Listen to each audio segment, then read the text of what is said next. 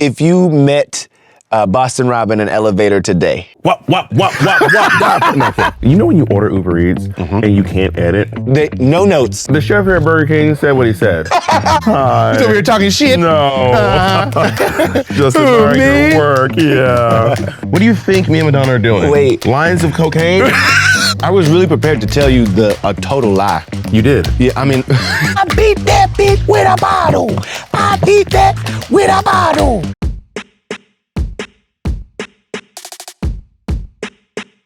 What is up? Are you ready for today's house guest? We've got Bob the drag queen coming through. And Bob is an author, an entertainer, a comedian, and reality TV star who exploded onto the scene winning season 8 of RuPaul's Drag Race, but most recently turned the castle out on Peacock's The Traitors and has a new book out. And I bet it's the kind of house guest that knows a little something about everything. Let's see. Can you do accents? Is it like a talent of yours? But they're recognizable. Right, they come to you easily? Yeah, if I was like, let me have a glass of water, you probably know what I was doing. It probably wouldn't be terribly convincing, but someone would be like, oh, you're doing an Australian accent. An Australian accent? Yeah. Yeah, water. Yeah, it's like I was driving out to Santa Monica. It was a lovely drive. Lovely drive. It was real hot. I can only say one thing in It was Australia. an absolute scorcher. Scorcher. It's nari. Oh, you can also say Adelaide. You can't not sound Australian without saying Adelaide. Adelaide. It's like Adelaide. No matter how you say it, you sound Australian. Adelaide, that's where Sia's from. Fun fact. Fun fact. Have you ever met her outside of the wig? No, I've never met her anywhere. Not even in the wig? Videos of her at Kathy Griffin's house singing. Yeah, just kicking it. What the fuck are you doing? Okay. Why are you screaming at this house? Can I? It feels so uncomfortable. Everyone's sitting around Why are you screaming in this house? having to watch. And it's like, she's always singing, like every time, everyone's sitting around being like, Sia. There she is. She did it again. And she's like, God, I saw it. And it was like, girl. But that's just because the song is that big. The song is big, but I just don't know how. He said, why are you screaming in this house? Wouldn't you feel weird if you went to a party and like Beyonce just started singing? Like but not just full singing, voice like singing. not just singing like of her, like she was like, everyone gather around and listen to me sing. They were doing like it was Grace at the table. Everyone grab hands and listen to Sia's rendition of Unstoppable. I've actually been at a party where David Foster was playing the piano and called Sia up to sing A Christmas Carol. And I didn't even recognize who she was because she didn't have the... Yeah. It's different than like a piano and it's like, oh, there's a party, like, hey, there's a piano, this is the moment. Right. But it looks like they're just at the dinner table and someone's mid-rotisserie chicken bite. And she's like, I don't care if I sing off key, I got myself in my melody. It just seems odd. But also, it's out of context. I don't know, I'm not there. It might make perfect sense. If I was there, I might be like, oh, this makes perfect sense. This makes perfect sense. There's also a clip of her singing at Kathy Griffin's shows. Like Kathy will be on stage. And she was like, there she is. And then Sia just stands up in the audience and just starts singing during the comedy show. Like singing a sad song about her alcoholism.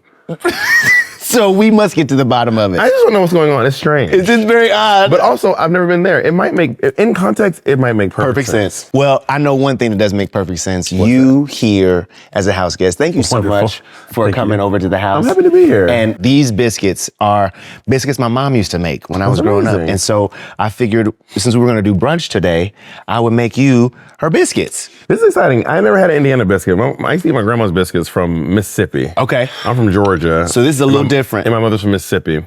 So I used to eat them Georgia biscuits or the Mississippi biscuits. Actually, my mom couldn't cook. My mom wasn't a good cook. Well, see, I'm going to tell you, I don't know how, my mom didn't, I never saw her really, I'm going to tell you the truth. This biscuit is a Pillsbury Grand. You lying ass. But my mama's biscuits were the Pillsbury Grands. My mother used to make Pillsbury biscuits too. Yeah. I only had the homemade biscuits when I went to Mississippi. What the hell is that? That's butter. It's so melted. It looks like mayonnaise. Yeah, it's like soft. You know, you got to soften remember the how butter. hard butter used to be to spread? Yeah, that's why we softened it. That's in why the 90s, the butter would just skip across your bread, rip it to shreds. Rip it to shreds. And then also, a lot of people don't know this. Young people don't know this. Light bulbs used to be hot. When you touch it? You couldn't touch light bulbs. You had to turn the light bulb off if it died. You had to wait 3 business days before you could change it. Come back and then you change it. If you went right, you wouldn't have fingerprints. Now you can lick a light bulb while it's on for $8. LED. I've lived in this house for 3 years. I have not replaced one light bulb yet. Every other week you were replacing a bulb, and they were blistering hot, making your room 3,000 degrees. Yeah. Back in my day, you had to actually change the bulb. Had to hire somebody with gloves on. And you would leave it, like when the bathroom had the 3 or 4. Oh, you would just do without it. I would go down to 1. Yeah. What, trying to put an eyelash on? Would you? You ever mix your butter with your jam? Kind of did on accident right No, there. like on the plate is so good. Let me tell you what you do. Wait, what? You put your butter, your jam on your plate. Okay. Right? And then you take some butter. If this is mayonnaise, I'm going to cause a fucking... Okay, wait. You have to know, I didn't put it in the jar, so I do believe it is butter. If this is fucking mayonnaise, I'm going to cause a scene. So go ahead and have 911 on speed dial. I said there will be some furniture moving. Like this. Years ago, I did this prank on some of my friends over at the drag show I used to work at. Okay. Where I had another friend who worked at a donut shop, and I had him make the donuts, but instead he replaced all of the filling? The filling with mayonnaise, with vegan mayonnaise. That's trash. And I brought the donuts in. I was like, here's donuts. They were so excited. Oh my God, it was so hilarious. Also, vegan mayonnaise has to be the worst thing you could possibly put in a donut. I mean, all mayonnaise is bad to me. I know, but like, how do you make mayonnaise worse? You make it vegan. Do you like mayonnaise? Not really. Is that mayonnaise? It's not mayonnaise. Okay, good. Although I did have a burger recently in like Amsterdam or something. I was so hungry. It was so late at night, and I didn't have the ability to take, like, you know when you order Uber Eats and you can't edit? Yeah. I'm like, you've ruined my experience. You ruined my, they're like, no notes. No notes. What? The chef here at Burger King said what he said. The Burger King doesn't make mistakes. The chef here at Burger King said what he said. And that burger got there, it had so much mayonnaise. I just ate through it. I was so tired. You did? Oh, you were at wit's end. Truly. You know, I also don't have a great taste. Like, I don't have good taste. So these are great biscuits to me. I was really prepared to tell you a total lie. You did? Yeah, I mean, no, I mean a total lie. Yeah, that was a total lie. No. You came clean, but you told a total lie. No, I mean, but like, in that, like I made these from scratch. I was prepared to whip out a fake recipe and everything. Like I was ready. Wow. Yeah. Okay, so we got some questions here. And we're gonna play a little game called Bitch You Lying. Oh my God. Right? So you got questions on the other side of this card. You're gonna read it, and then you can choose whether you wanna answer honestly or if you wanna lie about it. And then I'm gonna try to figure out, through a series of questions and follow-ups, if it's real or not. You think you'll be able to read me? I don't know, we'll see. Okie dokie. I mean, listen, you made it on Traitors. Not very far. It's true, but I also feel like they were gunning for you at one point. I just felt like as soon as you mentioned one thing, it was like, big dog energy. Bob is out. I had to get the big dog out, honey. You know what I'm saying? Okay, what's the most unusual job you've ever had? Oh my God, this is actually really funny. I used to have this job where I would dress up like a gigantic plunger in Times Square. There was a thing a while back where Charmin Ultra, they rented out like this, I don't know if it was like an abandoned movie theater or something. They rented out this huge space in Times Square. It was just bathrooms. You would just go in and you would go to the bathroom. They weren't selling anything. It was just a big advertisement because public bathrooms are really hard to come by in New York City. Right. By the way, secret tip, if you ever want to use the bathroom, just walk into a restaurant or hotel, just walk in like you own the place. And just walk in, go straight to the bathroom, walk out. Don't ask questions, just walk in. Anyway, it was this whole thing. It was a really beautiful, gorgeous bathrooms, like so well maintained, so clean, like really amazing. In Times Square. In Times Square. This is maybe like 2010, 11. You can Google it. Okay. And to advertise, people go up there. We had people down dressed like the Sherman Bear, and then people dressed like plungers and dressed like toilet paper, and I was just like plunger. How much you get paid? I think maybe like $13 an hour, maybe. Bitch, you lying. Why would I lie about that? So Times Square. Times Square. Sherman. Plunger, bear, and toilet paper. I was the plunger. The tall person was always the plunger. This is true? Well, what do you think? I don't know. I think no. Yeah, it's a lie. I made it up. Oh my God. But the bathroom is true. That is true. So here's my job. Okay, so I was a live-in nanny for a family in Beverly Hills. And the way that I had to, audition or interview for the job was I had to come and take care of the family for an afternoon, right? It was 2 kids and their pet. So I finally get there for the interview and I see that, this is no joke, the pet is a seal in a pool in their backyard. In Beverly Hills. In Beverly Hills. 2 kids. I did it for a year and a half. What year was this? This would have been 2007 to 2008 or 9. And the job description, you have to take care of the seal. You have to fucking feed the seal. Just feed. You don't have to do anything else besides feed. No, I mean, that's really nothing else you really can do. Like, they had people come in, like, clean the pool and all that stuff. I believe that. No. You lying? Yeah, but Damn. I'll tell you who that is. You're a fucking liar. I'll tell you. Vincent. Are you familiar with the singer Vincent? Of course. Well, that's his story. This is a story he told me about one of his first jobs living in Los Angeles, just trying to make it. Isn't that crazy? But listen, Seal's a great singer. Baby, I can bend to a kiss from a rose on the grave. Ooh, the more I think of you, the less I can say. Yeah. What's the most memorable interaction you've had with a public figure? Okay, so I was at the studio opening for Tyler Perry Studios in Atlanta. And I mean, it was just like the who's who of Black Hollywood there, right? I took my mom. I wasn't invited there. That's kind of crazy. Continue, go ahead. That's interesting. You made the invitation probably. You got the invitation. I'm sure you did. Interesting. You did. I'm from Atlanta. That's crazy. I'm at the studio opening. I have my mom there, and Oprah is there, and I want to introduce my mom to Oprah, right? And I've gone down. Winfrey. Is there another one? Jenkins. Oprah Jenkins. She had that album in like the late 90s. It was R&B. Wait, in your mind for a moment, did you think I was talking about Oprah Jenkins? A little bit, yeah. Yeah, I made that up. There's no Oprah Jenkins. Oh my God. I hate you so much. Okay, so I'm trying to introduce my mom to Oprah, and we walk down to the platform where they are, and there's no security or assistant nearby her, so I just tap her, and I realize she's talking to other people. And you still have a hand? This is crazy. So here's the thing. I didn't even realize what I was doing until I had hit the second tap on her shoulder, and she started to turn around, and I looked to see who she was talking to, and it was Jay-Z, Beyonce, and Cicely Tyson. Wow. And in that moment, I knew I had fucked up. And she turned around like Miss Sophia in Color Purple when she balled that fist up on the back of that car. And then next thing you know, you was laid out. She's like, get my children out of here! Get him out of here! Get my children out of here! Get Jay-Z and Beyonce out of here! Meanwhile, Cicely Tyson is like, keep up the crew a little faster. Right? So she turns around and she says, Scotty! And I lost it. And I think I kind of blacked out. When I came back to, my mom and Oprah were hugging, looking at me. And I was looking at Oprah. I was looking at Jay-Z and Beyonce and Miss Cicely Tyson like, I am so sorry. Wait, this is working. Thank you, God. Thank you. How long ago was this? This was, the studio opening was like, 5 years ago? Got it. I believe that story. Yeah, it's true. Yeah, I it's believe true. that story. It's absolutely true. I was once at a party that Charlize Theron invited me to. Okay. And we were just talking, and then she pointed at a group of women, and she goes, that's my mom. And I said, oh my God, that's your mom? She goes, yep, that's my mom. She looks like you're the same age. You look the same age. She was like, what? I was like, you look your mom and you look the same age. She was like, what are you? My mom does. She goes, okay, I said, I don't give compliments. I don't give out fake compliments. I will find a genuine compliment before I find a fake one. It's so easy to find a genuine compliment. A genuine thing. As nice opposed thing to just giving a fake ass compliment, right? You and your mom look the same age. So I was like, no, this woman, and you look the exact same. And she goes, okay.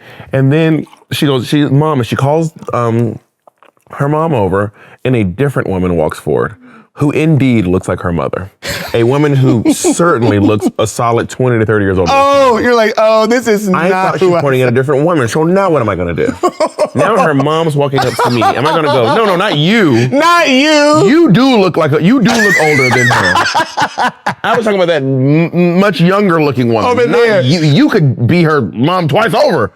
But I couldn't say that, so she walked over and I just said, and Charlize goes, can you listen? And her mom and her are a cute little funny one. She goes, Bob is trying to say that you look younger than me. We look the same age. And her mom was like, oh my God, thank you. And I was like, yep, that's it. Y'all basically look the same age. You just stuck with it? What am I going to say? Is Charlize Theron walking around right now still thinking that Bob the drag queen? So she's like, blah, blah, blah. And I was like, yeah, you look amazing. You look really good. You look so much younger than you are. Congratulations. And then I ran into her later at the party and I said, Charlize, just so you know, I thought you were talking about that woman. And Charlize goes, oh, we are the same age. We're like the exact same age.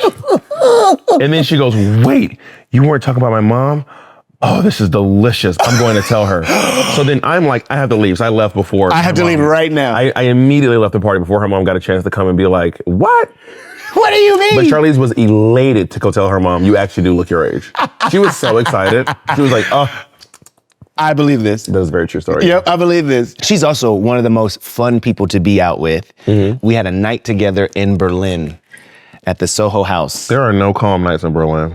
I've never met one. Yeah, you don't go to Berlin and just like have tea. Yeah, never. I didn't even know they serve tea. Yeah, they don't actually. Yeah. Not without a little kickback. Hello. Who's the most famous person that you are related to? I am actually a second or third cousin to Ma Rainey. Ma Rainey, the blues musician. Seriously? Yep, famously played by Viola Davis in the musical Ma Rainey's Black Bottom. For real? Mm-hmm. When'd you find out? Maybe 3 months ago. I was in Columbus, Georgia, which is where I was born and where Ma Rainey is from. Ma Rainey's house is right down the street. I would always tell people I thought it was so cool to be like, that's Ma Rainey's house, like literally right there. Right. And her name is like something Pridgett, which is my father's last name. And then he was like, you know we're related to Ma Rainey. That's your cousin. I was like, what? He's like, yeah, Ma Rainey is your cousin. That's why we have the same last name. I don't have that last name. I have my mom's last name. But he was like, oh, so then I started looking into it. And as far as I can tell, Ma Rainey is indeed my cousin. Do you believe me? I don't think you lying. I'm not lying, that's true. For real? Yeah, that's true. That's dope. Yeah. To be able to know that kind of family history and also be able to point to structures and stuff like that, like to see it and feel it, you know what I mean? That's cool. Have you seen the movie since? Have you gone back to look at any or listen to the music? I mean, I watched it when it first came out. I'm a big Viola Davis fan. And I'm also a big theater fan. I'm also a big August Wilson fan. Yeah. I'm a Ma Rainey fan. I have been all these things. So when it came out, I was so excited. I'm a big Chadwick Boseman fan. That monologue he gives, where he's talking about his understanding of how fleeting his humanity is and his connection to hoping that there is something greater and beyond where we are now, in the context of what he was going through at that time. Yeah, it's a really brilliant show. Brilliant. So yeah, shout out to my ancestor, Ma Rainey. Okay, so... And she's queer. Right. Big old lesbo. So we have tracked my father's lineage to the island of Barbados. Mm-hmm. And I don't know if you know, but Rihanna is also famously from Barbados. And the Evans and Fenty families, there is a split in our family tree. This is a lie. You can stop. This is so false. You don't even wreck your brain. You're gonna get a nosebleed trying to make this lie make sense. What? My final answer, you're lying. You're not related to Rihanna. What about me? Why can't I be related to Rihanna? I would have known this already. I just found out. No, you would lead with this. I'd be like, hey, I'm related to Rihanna. What? You'd have one of her massive table books here. You'd be wearing Fenty lip gloss right now. I'm wearing Fenty lip gloss right now. Come here. Come here, let me smell your lips. You're lying. I don't believe you. It's a lie. Yeah, I knew. Well, I'm gonna tell you, it's a lie and that I don't know if it's true yet. Because it could be. Isn't that how all lies work, basically, right? Oh, whoa. Oh, God. At brunch? Read it. This is crazy. Read it. The weirdest place you've had sex. Oh, that's not that crazy. At brunch? At brunch. Okay, so you remember you were telling that story about Times Square and the restrooms, the pop-up restrooms in one of those pop-up stalls? That's not that strange. Fucking in a bathroom at a pop-up shop is not that strange. At Times Square? I mean, maybe we just live different lives. I'm like, is that weird? That doesn't sound that crazy to me. Okay, what would be crazy to you? Well, I'll tell you mine once I discern. I mean, that sounds true. And if it's not, then I imagine you're a real one that's so much more tame than that. It's not true. It's not true. Yeah, that's not even that crazy. It was the first thing I could think of. I panicked. You could have gone with anything. I know, but then after the Rihanna flop, I got nervous. Fair. Fair. Okay, so how about you? In the bathroom at Madonna's house during a party. Madonna? Or Madonna Jenkins? Madonna S. Louis Ciccone. In the bathroom at her house. In the bathroom at her house during a party. Was she there? Yeah. I didn't break into Madonna's house. I don't know. Without her consent. Does she know? No, of course not. And she doesn't watch your show. No shade. No shade. and she'll never know. No. You don't think so? I don't think so. Not Madonna's house. Maybe Rihanna's house. Rihanna would have condoms in there. Rihanna would be like, fucking in the bathroom. Not this one. You're gonna be fucking in the bathroom today, don't worry. No, I didn't. I've actually never been to Madonna's house. That's not true. No, I went to her house in Calabasas or wherever out in the valley one time. So you was fucking in there? No, I've never fucked in Madonna's. In the bathroom in her house. I've never done that. Okay, look, I think our brunch is ready. Okie dokie. I want to know more about the tour. Yeah. And I also want to know, like you said, no, you never fucked in Madonna's house, but I have questions. You know what? It's okay. I'll answer all your questions.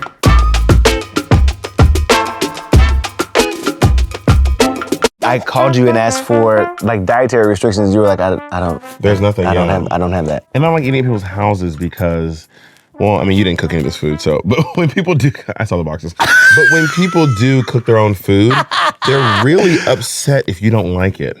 And People do get their feelings real hurt. I'm not gonna eat it. I'm not gonna choke it down. And you're gonna have to just sit with your feelings. Listen, I'm gonna tell you, we already bonded over my mama's biscuits. Mama's biscuits. So, my mama biscuits was cool. Mm-hmm. So I figured, this is not gonna be that bad either. We got some chicken and waffles, they said that's home fries and bacon. They look like home fries. Yeah, right.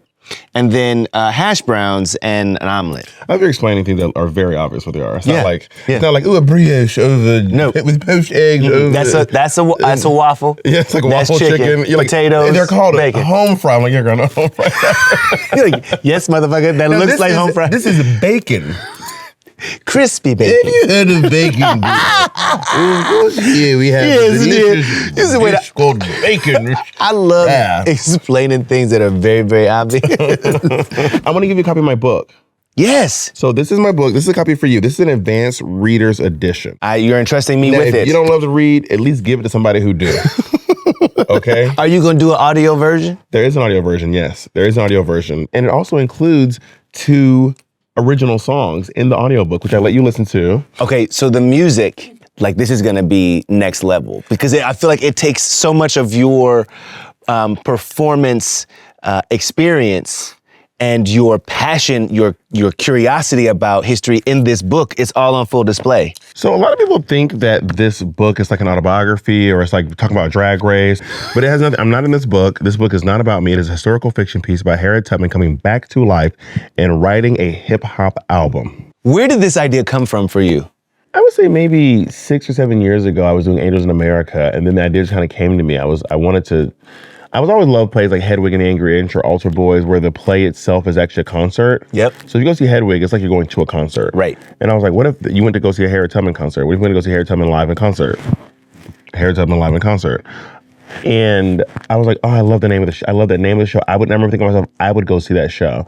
So it was started as a play. And then I got a book deal. And they were like, do you want to write a memoir? And I said, I got to be honest, I don't think my life is that interesting to write a memoir. What? I don't drink. I don't do drugs. I don't go to parties. I don't do anything but write jokes, write books, and play video games and tell jokes. Like, I don't do anything else. My life is not, you think it's more exciting than I'm telling you. You just got back from Europe from being on tour. Yeah, but I'm telling you, it's not, people when they look at it, they're like, oh, this is actually kind of boring. And I am not a humble person. This is actually kind of boring. I am notoriously unhumble. I am not humble. I'm a non-humble person. Yeah, so it's just, I'm not doing anything crazy. I'm not doing anything crazy. Even when people are like, what happened with Madonna? And I was like, when she's a 65-year-old mother of 6, what do you think me and Madonna are doing? What do you think me and Madonna are doing? Wait. Lines of cocaine? She's doing her dances and she's going home. Then I'm doing my dance and I'm going home. Right. We're singing our songs and we fucking hit it. Anyway, long story short, this book is for you. I've signed up for you. I believe that this book is going places. I really believe in this IP. That's what they say in the business. And I am gonna just shamelessly. Do it. Live your life. No. Live your life. There it is. Whatsoever. I love it. Can we just talk a little bit about the origin story of Bob? When I moved to New York City, I started watching RuPaul's Drag Race on TV. Right. And I thought to myself, my God, that looks so amazing. And I watched BB Zahara Benet win. And I literally thought to myself, I can do that. But you weren't doing it at that point? No. Had you played with makeup and stuff before? I did a makeup class in college. I did a makeup class in college as a freshman when I was like 18 years old. Okay. I had long locks down to here. And I just used my natural hair in a feather boa. I did some, lady makeup on my 18-year-old face. It was not hard to transform because I was so cunt at the time. Right. I've become a little less cunt in my age. I've transformed from Lil Nas X to Captain Holt from Brooklyn Nine-Nine. Okay, get out. In my age. Get out. So, Holt is wild. rest in peace, R.I.P. to Rip Captain Holt. mean. So I went out and I got some makeup and I hit the local drag scene and just started doing drag. I just started going out every night, like practically every single night of the week. It became my absolute obsession. And to do it, I was not doing it to get on Drag Race. I was doing it because I just wanted to. I was still trying to be an actor on Broadway. But no one tells you to be on Broadway, you have to be able to sing and act. No one tells you that. You can act. I mean, sing and dance. You can't dance? I can move. But people on Broadway are dancing on a different level. They're not dancing. They're not at the cookout. Yeah. You know, ain't none of this. They're not doing Kendrick Lamar's, Why was it the first thing that both you and I did, like without even thinking about it? It was just, they not doing this. Someone was saying like no one's performing at Beyonce's level. And I think out of pop stars, that's true. Someone else on the internet too, and it's so true. You know who's performing at this level? Broadway actors. Broadway actors. These Broadway actors, y'all don't know what they're doing. And they do it 8 times a week. I just recently, not too long ago, went to go see Lion King again, and it's still what they're doing on that stage is insane. Y'all up here gagging for Cynthia, but the Broadway girls, we've been there. Been new. We've been there. We're like, oh, when Cynthia comes, y'all gonna gag. Y'all gonna lose it. These Broadway actors are just insane. And can do it over and over and over. And they better contractually. That part. And you better get your ass out there and dance. And do it again. Bitch. And do You start going out every night in drag to participate and to build, like what were you building toward? Was this something you wanted to do? I just became obsessed with nightlife, the community in nightlife, the friends I was making, people who had similar goals, a lot of other people who were like theater kids back home but couldn't quite make it on Broadway. No shade, but that was a lot of us. Yeah. But we did have a lot of talent, like amazing talent, but we didn't have anyone to give us an opportunity because we were too feminine or too fat or too gay or too tall or too short or too skinny or too whatever. Right. So you're in this world where you get to make your own opportunities. You get to create your own shows on your own rules. You get to be the makeup artist, the hairstylist, the costume designer, the promoter, the writer, the, judge, jury, and executioner. Right. What made you decide to finally then go out for Drag Race? I'd always thought the Drag Race would be fun. It was never my goal. It was never to like be on Drag Race, but it was always a goal, if that makes any sense. Yep. I auditioned 4 times, so it wasn't like one day I was like, I'll do it. And then it just Because I didn't even know if they'd take me, to be honest. What? Yeah, I mean, I was like, I know I'm great, but I also realized that like a lot of it just, I'm not so delusional that I think that I'm really that special, to be honest. A lot of it's just luck. I mean, it's just that I am born where I was, when I was, I could have been born 250 years earlier than I was today. We are very lucky that you were born where you were and, I agree. and how you and it's true because like I've watched Just your shows. bacon. Listen, that is bacon. The bacon is there. Do you sing? No. I mean I do, but not for real. What's your karaoke song? Oh, karaoke song. Kiss by Prince. Do you have a karaoke name? No. You just putting your real name? Yeah. I mean, you can be anyone. They'll take whatever you put down. They don't make you show your ID. You just say it and they'll write it down. They'll call it out. What do you go as? Dikembe. I just love that name. I always love that name. Dikembe? I've always wanted my name to either be Dikembe or Farouk. But I'm too lazy to change my name. So you just went with Bob. Yeah. I love it.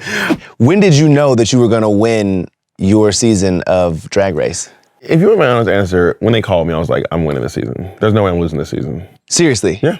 You just had that drop into you. You're like, there's no way I'm leaving here with something. I just thought that I would beat everyone. Like I was just like, I'm a really good drag queen. I'm a great performer. I have a lot of expertise that lies outside of just putting on makeup and just putting on clothes. But I understand performance and the nuance of comedy and writing, and I have enough of each of the skills to pull ahead in the competition. So I was like, as soon as they called me, I was like, I'm gonna win. And then when I showed up and saw everyone, I was like, definitely. Easy. Got this. Light work. In the bag. Light work. Do you want to end it now or? Like, if y'all want to talk, y'all can walk out the door, but I got this. I'm gonna be here regardless, so. Did you have that same feeling when they called for Traitors? No, not really, because Traitors is really, it's not a game of chance. There's a little bit of chance. There's also skill involved. Yeah. And the thing about Traitors is like being good at Traitors is actually not great. Being bad at Traitors is fantastic. Looking back, would you have played the game differently than you did? Maybe. I mean, I wanted to have fun. I didn't want to lay low. Like it's not. I would have been. Dylan Efron was like, "You're loud. That must mean you're a traitor." And I was like, "Girl, I would have been loud if I was a traitor. I'd have been loud if I was a faithful. I'd have been loud if I was a director. I'd have been loud if I was working craft services. Intern, if right? If I was right, driving right. the bus back and I would be. If I was driving the Land Rover, I'd be loud. There was no way I'd be quiet. It's not in my personality. Right. And obviously, you all don't know me, so like you think this is how I am. Like I'm just this way no matter what. It's not. I'm not hiding anything. Right. But I didn't have anything to hide because I never told any lies in the castle. I had nothing to hide. Right. Except for the fact that I was a traitor. A traitor. But besides that, I didn't have to cover any tracks. I never ever lied in the castle. I always told the truth. I felt like, what was her name? Danielle? Danielle Reyes. She struggled with the lying. I will tell y'all this. To those of you on the internet, let me tell you right now.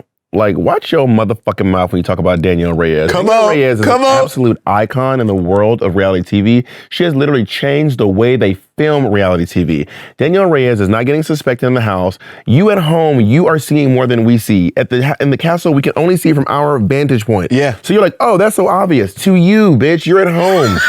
You're watching. They showed you everything. Right. You're like, I would know how to. You have all the answers, and you're gagging that you know that you're passing the test. It's not that easy. If you met Boston Rob in an elevator today. What? No, no. I have no qualms against Boston Rob. Boston Rob. Did you see that coming? No, I had no clue it was coming. I had no clue. I mean, a little inside tea, to be honest. I was having a really rough time that day. It was a pretty rough day. My mom passed away 2 weeks before I went and did the Traitors. Yeah. And I was having a really bad mental health day. So I had to go out of bounds. When you say I have to go out of bounds, meaning you go to an area where they're not filming. Yeah. And I was like, I need a therapist to like talk to me. And the therapist came and were talking to me for like an hour or so. And that was when Boston Rob was going around being like, we got to get Bob out. And in his defense, he probably didn't know.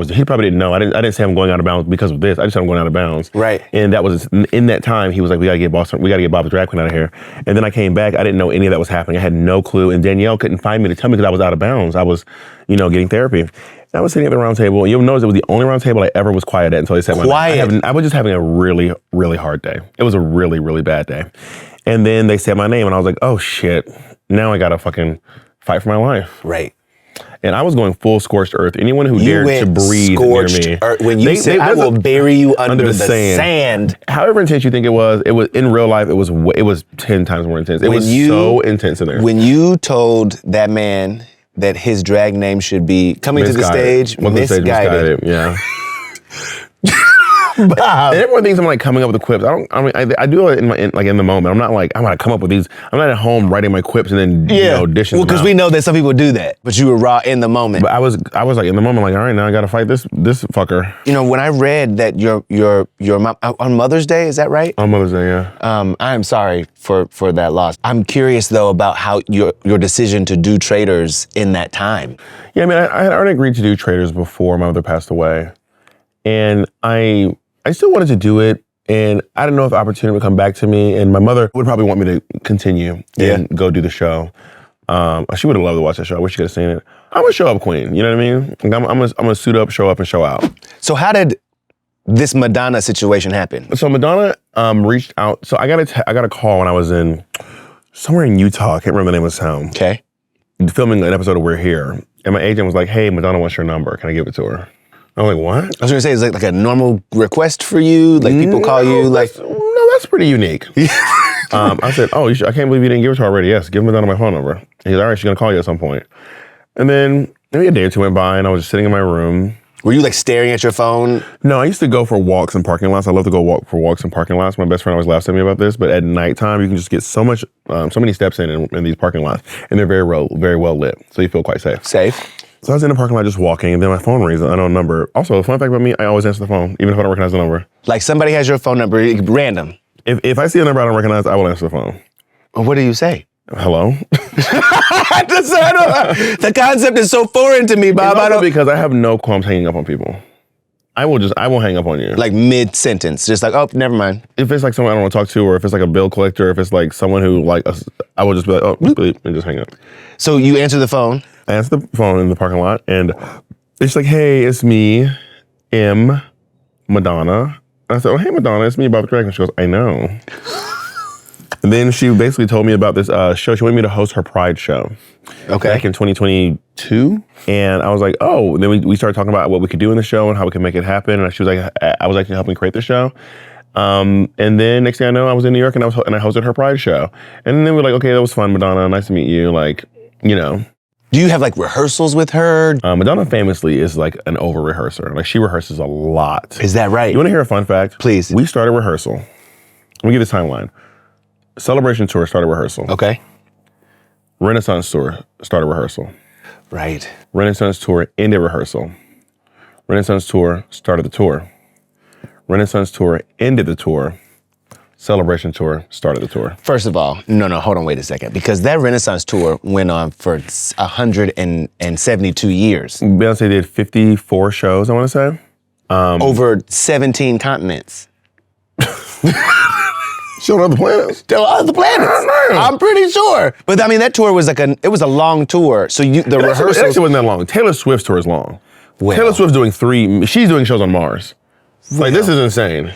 This is insane. It was years. She's still going. What do you mean it was? It's over now. Is it over? I think it just ended yesterday. We started rehearsal. In the time that started rehearsal, went on tour, finished the tour. Closed the tour, and then we started the tour. So you could do that tour backwards in your sleep. I could probably still do it, yeah. Okay, so what was that experience like? I mean, the show in Rio broke all kinds of records. Yeah. How many people were actually 1.6 million people. Come on. On the Copacabana beach. It is the largest number of people ever assembled for a solo concert in the history of music. The fact that Madonna's still breaking records in like 4 decades into her career is really remarkable. Remarkable, but also that you're a part of that experience. Yeah, for sure, yeah. You walk out on that stage. I mean, don't get me wrong. I know that you have played big rooms. You've also played small rooms. What do you have? It's not the same thing you summon to walk on that stage, is it? To be honest. I don't really summon anything bigger to perform for more people, because then your performance is like, it needs to be, it should be consistent, you know what I mean? Yeah. And obviously there's gonna be variables, you know what I mean? Am I sick? Am I excited? Do I have a cold? Did I just do a B12 shot? You know what I mean? Right.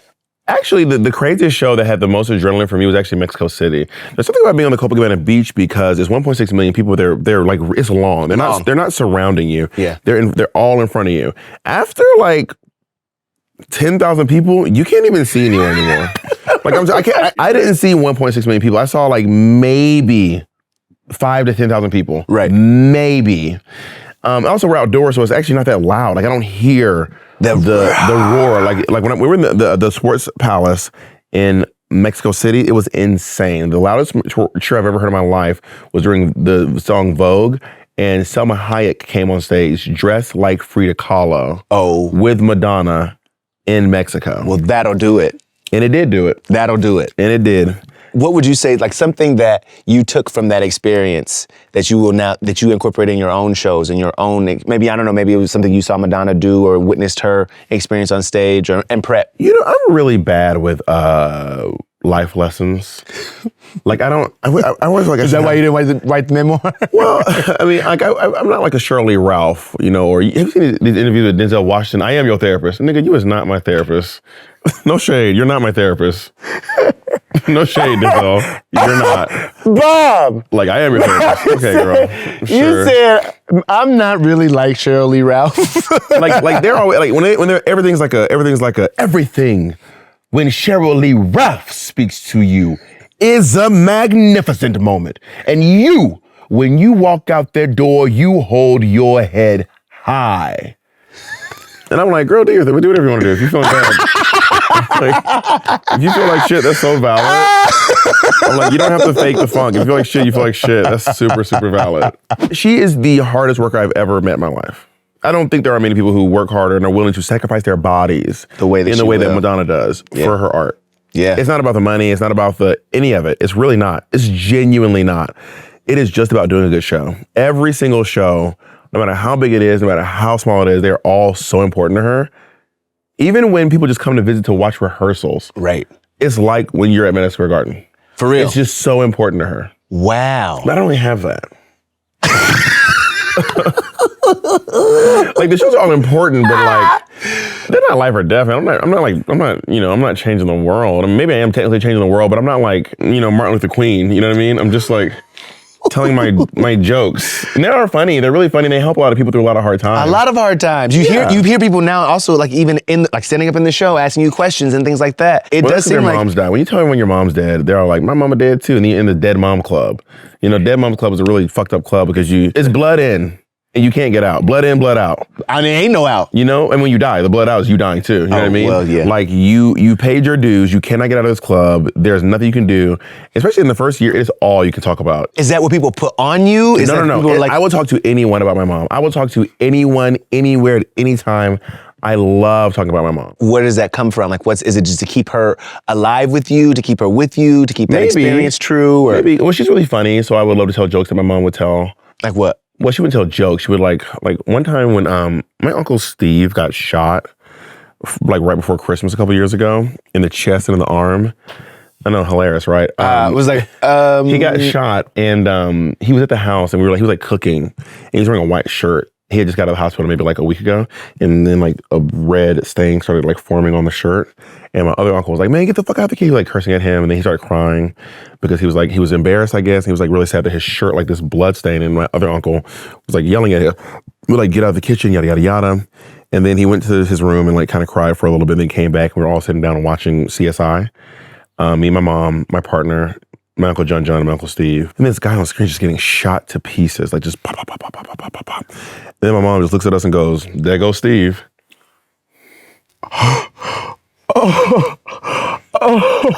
That's crazy. That's crazy. Oh my God. There goes Steve. There goes Steve. And he's right there. Oh, sitting right there. Oh my He God. immediately started crying again. Of course he And ran back did. to his room. Yeah. Savage. My mom's very funny. She's brutal. Do you get your sense of humor from her? We have a similar sense of humor, not completely. My mother was much more conservative than I am. She's Christian. I'm not Christian. How did she take that? You not being Christian? Mm. Did you ever talk about it? Yeah, of course, all the time. I'm very argumentative. Yeah. Yeah, I love to argue. She was like, it is what it is. Right. I would love if you were a Christian. Then she's like, 'cause I want to see you in the afterlife. I'm like, well, you'll be so happy you won't even care. But the point of jubilation is you'll be so happy you won't even notice I'm not there. What do you think happens when we die? Yeah, it's like before you're born. Like nothing. Yeah, just like nothing. Which honestly is kind of a relief. The idea of doing something for having to do some version of this. Let's imagine everyone's like, my grandma's watching down on me. Nigga, you're boring. No one wants to watch you. You're boring. Your grandma's watching you all during the pandemic while you were sitting there watching Ozarks over and over again. No one cares. And let's say I go to heaven and I'm watching my son. Okay. I'm intrigued. I like this show. Okay. This is a good show. Yeah. And then he has kids. I met my grandkids. This is a spinoff. I love this. The next one's, I don't know these niggas. I don't want to watch y'all. I don't know you. The new class, I don't want it. I'll watch Blackish. I'll watch What's the Brokish or whatever the other one is. I'm not watching the fourth spinoff. I'm going to go back and watch the original. I don't want to have to watch some version of this forever. That sounds so exhausting. I would like to have some peace. Right, let it be over at some point. But I also have this fear that when you die, allegedly it's a theory that when you die, your brain basically slows down time for you. This happens to people a lot. There are accounts of people who have gone into comas for like a month, and then they woke up and they lived an entire life in that month. They wake up and they're like, where's my wife and kids? Where's my wife and kids? And they just lived and it felt real in real time. They lived to die to be an 85-year-old man. They woke up and it had been like 7 days later. If my mind slows down time and I create hell, I'm like, oh shit, that I was wrong. But what if it's just me and my brain? Fun. And then I'll start flying. I can't wait to fly. That's like, because in your dreams you can make yourself fly. Exactly. They also say though in dreams you don't see, you sense the presence of people, but you don't see faces. I feel like I've seen some faces in my dreams. But I will say, when I'm in my dreams, it always looks like my house, but not. Right. It's like a house that's playing my house. Yes, it's like a person who's playing your mom. It's not actually your mom's face. It's just like, oh, this is the presence of my mom. This feels like my mom. Maybe. I had a dream recently, and I was like, it was so real. I forgot my mom was dead. It was crazy. Like you woke up? Yeah, and I woke up, I was so mad. Ugh. Yeah. I was like, go back to sleep. I could not get back to sleep. Yeah, I've had similar dreams about money.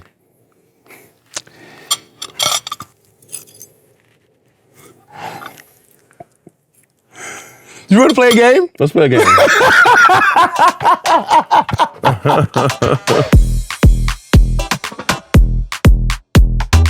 All right, Bab. Hi. Get ready for a little game called Historical Figures. Okay. So we've got our mannequins here, and we're gonna choose some ladies from history Okay. and we're gonna make them over. I guess we're choosing white ladies, or there's a black lady over there. There's a black lady as well. I think you can, whatever, however. In this challenge, we're gonna make over our. Can you do it in a RuPaul voice? Okay, so for our next challenge, dolls, we're going to make over. RuPaul would never say dolls. Dolls, true. We're gonna make over our dolls into notable figures in herstory. In a little game we call historical figures. She would go, okay, kitty girls. She all calls kitty girls. Kitty girls. I actually don't do a good RuPaul, but I do her laugh pretty well. Okay, let's hear it. She has 2 laughs. She has this one. And then she has the one where she's really finding something funny. She goes, and it sounds exactly like that. Did I lie? We're gonna put 25 minutes on the clock. Are you competitive? Sure. That doesn't sound like something a competitive person would say. Yeah, I'm not very competitive, Yeah, I'll be honest. not very competitive. Yeah, I'm not very competitive. Sure. Sure. I think I've probably lost every game that we've ever played on this thing. Mostly because I think my team sets me up. Well, are you being gracious to your guests? Like, I'm losing on purpose. Are you one of them? No, I wish. You don't think there's a chance that maybe you're just not good at it, and you don't think that you think your team's setting you up? You don't think there's a chance that maybe? No. How were you at games as a kid? Great. I'm great at games. You good at spelling? Nope. Okay. How about math? Nope. Math is not a game? It certainly can be. Math can be fun. Math can be. Sounds like a teacher. Okay. How about trivia? Yeah. I like trivia. I love trivia. Trivia night, baby. I'm in my element. If I can be at a trivia night, I'm so happy. Right? Okay, so we also have these cards. And if you want, I forgot to tell you, if you want to use something, we get one thing to start with. Oh, shit. Yep, you get one thing to start with. And I've already used like 3 things. well, then you got to answer some questions. Oh, God. Okay. Yeah. A word or phrase that triggers you. I do not like shh. To be shushed? I hate being shushed. As an adult? Being shushed will send me. Don't fucking shush me. Don't shush me. Do not shush. That shit pisses me off. Yeah, I'm with you there. Oh, it pisses me off. I just got mad right now. Exactly. You shushed yourself. I shushed myself. Wait, when was the last time you were shushed? At the grocery store in fucking in Florida. I remember who did it too. I'm not gonna call her out. Call her out. She's my dear friend, so I ain't gonna call her out.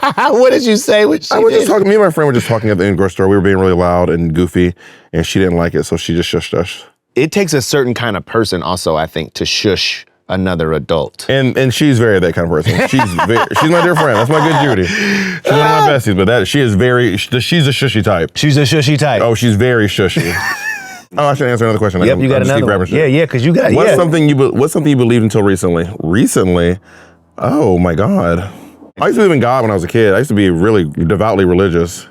Wait, what? Yeah, I was really. I used to go to church by myself without my family, actually. Wait, so then what happened that you decided to not? I just started like using some critical thinking and being like, this shit don't make no fucking sense.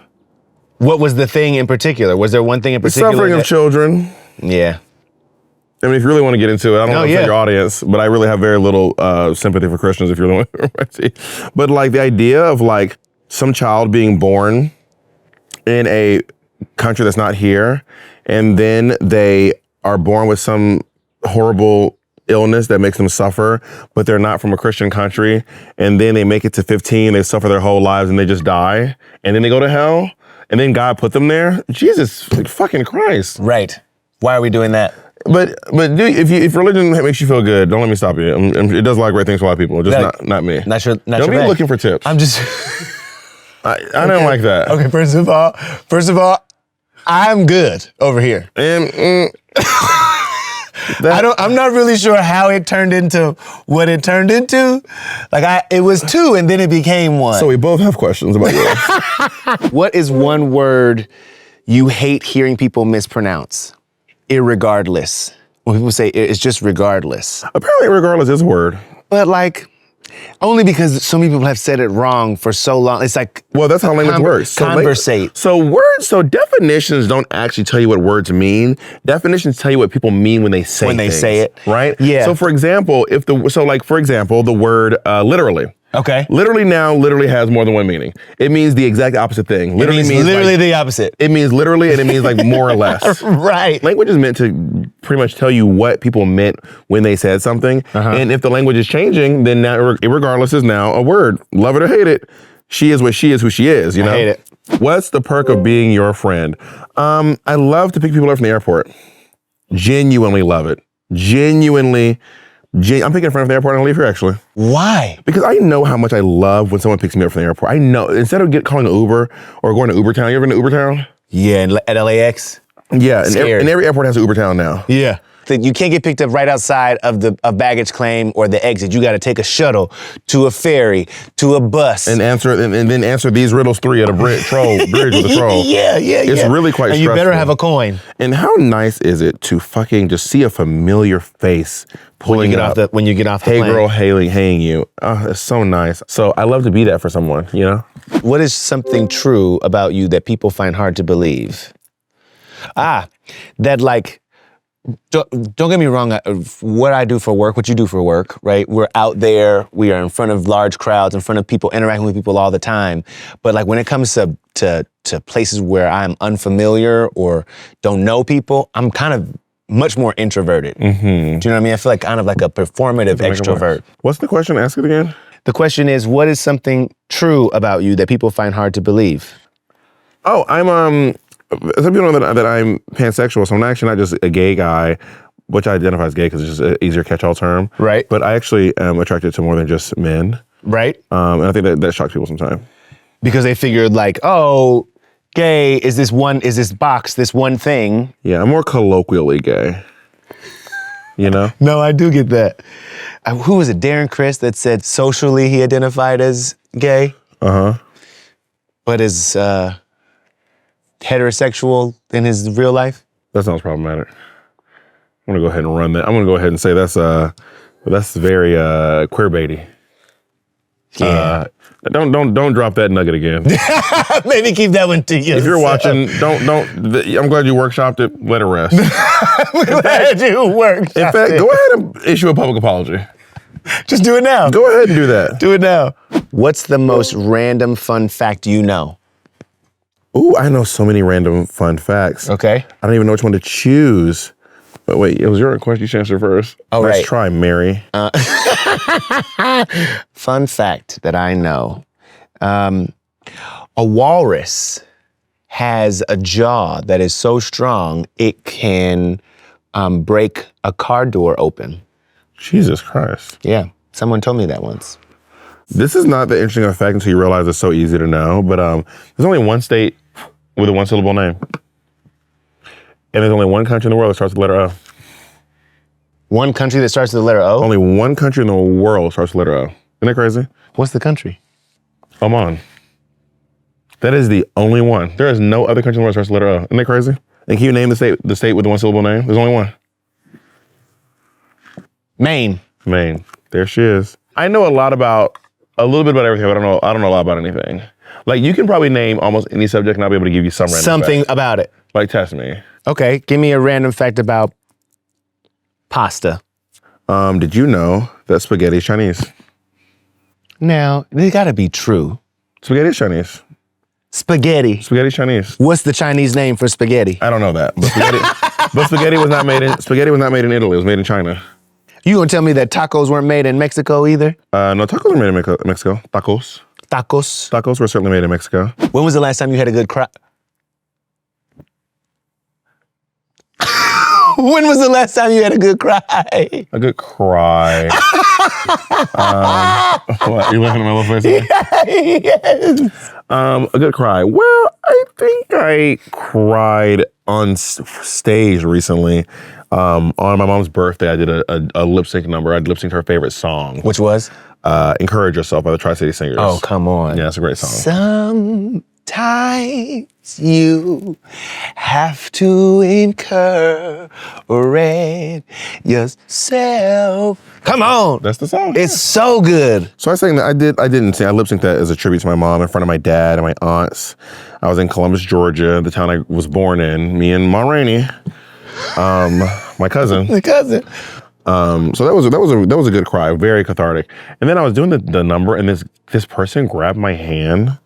Oh, this was so fucking annoying. I walked through the audience, and I was like grabbing hands, and I was like doing the whole thing. Right. This person grabbed my hand, and they go, Bob, God has a plan for you. Oh. I was like, give me my motherfucking hand back. What the fuck is wrong with you? Did you do it just like that, Bob? Did you do it just like that? I did not. No, I was. But that was your inner monologue? It was very. Give me my motherfucking hand unhand me. back. Very unhand me. I was like, oh my God, read the room. Okay, I think the last time I cried, I had a good cry. I was on the plane. Do you know there's like statistically you cry more on planes at movies than you do when you watch I believe that. It's like a whole statistic. You cry more when you watch a movie on a plane. I believe that because there's also there's a trust for your life that you're putting in totally in someone else's hands. That's why I don't want to see straight men as the flight attendants. I'm like, I'm in the air. I don't want to feel comfortable. I don't want that. You think I want somebody like, nigga, what you want to drink? Jesus Christ, sir. Wait, I need some props. Stand by. See, I feel like we didn't mention props. This feels like, I'm going to say it, cheating. I'm going to go ahead and say it. But you know what? The house always wins, except today. Have you seen this mess? Honey, she's going home first. The time has come. Welcome back. Hi. So we were talking shit? No. Just admiring your work. Yeah. So good. That is the ugliest effing skirt I've ever seen in my life. Oh my God, I love your skirt. Honestly, my girl's eating so hard right now. It's not untrue. Okay, so the next question is, have you ever been in a fist fight? Oh yeah, for sure. Tell me about a memorable fist fight you've been in. I think my most memorable one was when I was in full drag at a show, and this guy jumped up and grabbed me during my show. I was lip syncing, and I told him, I said, hey, you gotta let me go. What was the song you were lip singing? I cannot remember. It was like, I can't remember. I was lip syncing during the show, and this guy jumped up and grabbed me, and I was like, hey, let me go, let me go. He had his arms, like my arms pinned to my sides, and his arms wrapped around me. And I said, hey, let me go, or I'm gonna take you down. And he did not listen, so I took him down. Yeah, At the show? Yeah, right. There's a video of it somewhere on the internet. Yeah. Okay, we'll be looking for that. Of me fully slamming this man. Oh my God. And then I got up and I ended my show and I went downstairs and I told Miss Cracker Money, I was like, can you guys believe this guy just like jumped up and grabbed me? I had to end the show. This is crazy. It was I think going to be a fist fight. I had a bully in 8th grade and so I was on my bike riding home from school. And he picked up a rock the size of one of these mannequin heads and he chucked it at me and it hit me. God, how strong was this kid? He was huge. He was probably, no joke, a little bit shorter than you in the 8th grade. You were fully fighting a janitor. No, he was a student. Maybe that was a PE coach. He was big enough to be a PE coach for sure. You fully fought Mr. Brussels. It felt like it, but the rock hit me square in my back and like it made me like land on my bike like this, and I kind of like wobbled around, and I just turned the bike around and I pedaled as hard as I could, and I rode my bike directly into him. The fact that you like shook that brick to the back off. It's like a Homelander and fucking Soldier Boy fighting. Yeah. This is crazy. Homelander, and so I'm Soldier Boy? Who won? Who do you think? He had a bike landed in his face. Oh, then I guess you're Homelander. You're evil. Hey, well. In this scenario. Listen, I don't fight fair, never do. Honestly, fair. Never have. I have a lyric that says, I don't fight fair, I will pull your hair. Kidney shot, chokehold, yeah, I did that there. Bitch, you can't compete where you don't compare. Montgomery, Alabama, hit you with the chair. Exactly. Yeah, gang. What she say? I don't fight. I don't argue. I just beat that bitch with a bottle. I beat that bitch with a bottle. I beat that with a bottle. Don't fight. I don't argue. I just beat that with a bottle. Beat that with a bottle. I beat that with a bottle. Nah. Is that our time? The hell is this? It's cheating. No, it's just a sentence. Yes, Oh, that's Aquanet. I don't even know if I did that right. Listen. It's that time. It's a finishing. Shirt. That's what that was. Comment below. What do you think? Okay. So this is iconic Mexican. She Mexican? Mexican. I thought she's Puerto Rican. Puerto Rican. Artist Frida Kahlo. I like what you did there. Did she have a drag name? Yeah, she needed a paintbrush. Like that too. She need a paintbrush. Well, mine was a play on Eartha Kitt. Yep. I'm just gonna say I don't really know how to use this powder stuff. Is that eyeshadow? Eyeshadow, yeah. Okay, so Eartha Kitt and her drag name is Mother Eartha. Mother Eartha's not bad. Right? It's not bad at all. You get it? I like the hair. Yeah, because she has Earth. Earth, yeah. Yeah. Honestly, I dig it. See? I would have gone with more neutrals like browns and creams and maybe even gray to signify, or maybe even green to signify like plants and dirt and rocks. Yeah. Yeah, But, I you did. know. I did that. Gang, gang. So how do we find out who won? Ice cream so good. I'm gonna leave it to the vote. Y'all let us know in the comments below. She need a paintbrush or Mother Eartha? Mother Eartha, she need a paintbrush. This is kind of scary, I'm gonna be honest with you. Oh, there's earrings. Yeah, she got earrings on. See I that? didn't know there were earrings. Mother of pearl earrings, you get it? Well, you know. No, it's too late, you can't have them Wait, now. can I just say what would have been really hot? If she had these pearlescent eyebrows. Honestly, this is already giving. I don't want to call myself a creative genius, but I have a really limited vocabulary. So I'm just going to stick with that one. Because I don't really have a better word. And then you would just repeat it on the other side, obviously. I try to stop saying obviously, because sometimes it's not obvious. It's not obvious. Sometimes it's not obvious. Like literally. I mean, so now it's a collaboration. Is that what you're trying to say? No, that doesn't count toward your final score. No, this definitely counts. Here are our final mannequins. I didn't know the earrings were here. Is it Mother Eartha or is it she need a paintbrush? She need a paintbrush. Also hit that subscribe button. Go ahead and do it so you don't miss another episode. Bob, this has been such a pleasure. How wonderful. You are the bomb. Truly, truly, truly. thank you. Thank you. This has been incredible. Should we go inside? Let's go inside. Okay, let's do it. Come on, Mother Eartha. Oh, Shanita. Motherfucking paintbrush. And you know what? My sister, you are already perfect. Come on. Bam.